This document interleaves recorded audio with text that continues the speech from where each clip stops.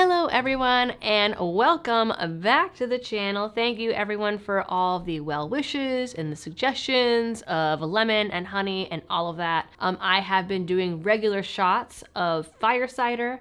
It seems to be helping.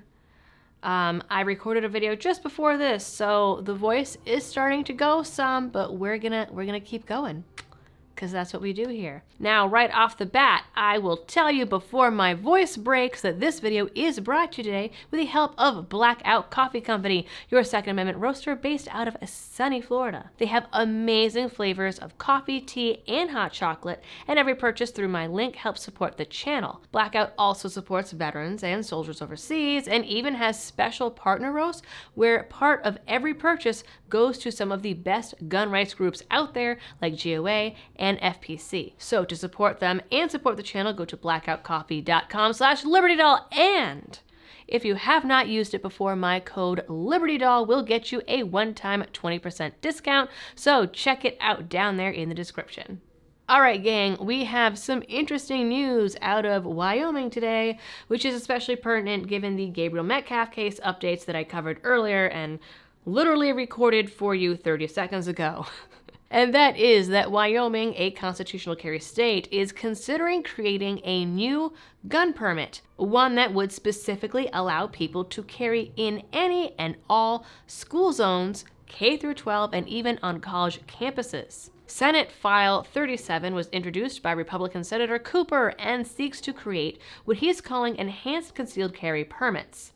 The bill would create the permitting and application process, which would be pretty similar to current concealed carry requirements, with the addition of having undergone at least 8 hours of training in the previous 12 months. Now, school carry is not currently allowed in the state, though some school boards have adopted policies to allow teachers to carry in class. The idea for the bill was allegedly from a constituent who said he wanted to be able to legally carry when dropping his son off at school, and pointed out that under current law, if a concealed carry permit holder happened upon a school shooter and shot them, the licensed gun owner would also be arrested and charged, at least according to statute. Now, one of the bill's own co-sponsors said that she wasn't thrilled about the idea of random gun owners being able to carry on campus because they could easily be mistaken for the shooter in that exact hypothetical situation. But she said that she recognized parents' desire for safety and their wish to be able to protect their children whenever they might be on campus. And, you know, there is, I suppose, some credence to that argument about, like, oh, well, you know, if the cops show up, the concealed carry permit person, like, might be mistaken for the shooter. Okay, but are the cops even gonna show up in time? I would rather have the option of the legal gun owner who is already there taking care of the situation than waiting around for the cops when they might not even go inside and stop the shooter and might just let kids be unalived. Not like we haven't seen that before. Now, I'd argue that an even better way to protect your kids from school shooters is to not put them in government schools to begin with, but I recognize that not everyone sees that as an option.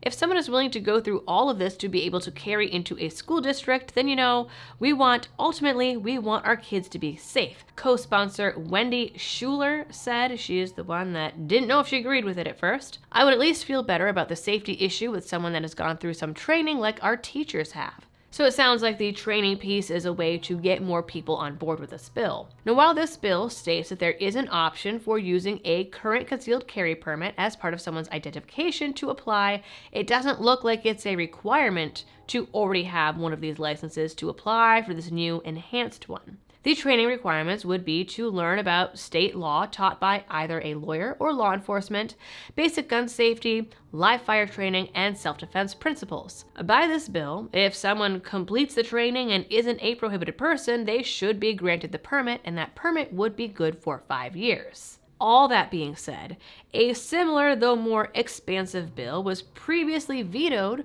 by Governor Mark Gordon last year. That bill would have repealed the Gun-Free Zones Act, allowing people to carry in government meetings which would include the legislature and schools. The fact that it was passed by the legislature but then vetoed is pretty damning, and the state's Freedom Caucus has vowed to introduce that bill again this coming session, especially as they made enough gains in the last election to gain control over both the state's chambers. Now, if that bill passed, it's a pretty easy bet that this one will as well, but again, whether it gets past the governor's desk is another question entirely. Oh, and my light just went out.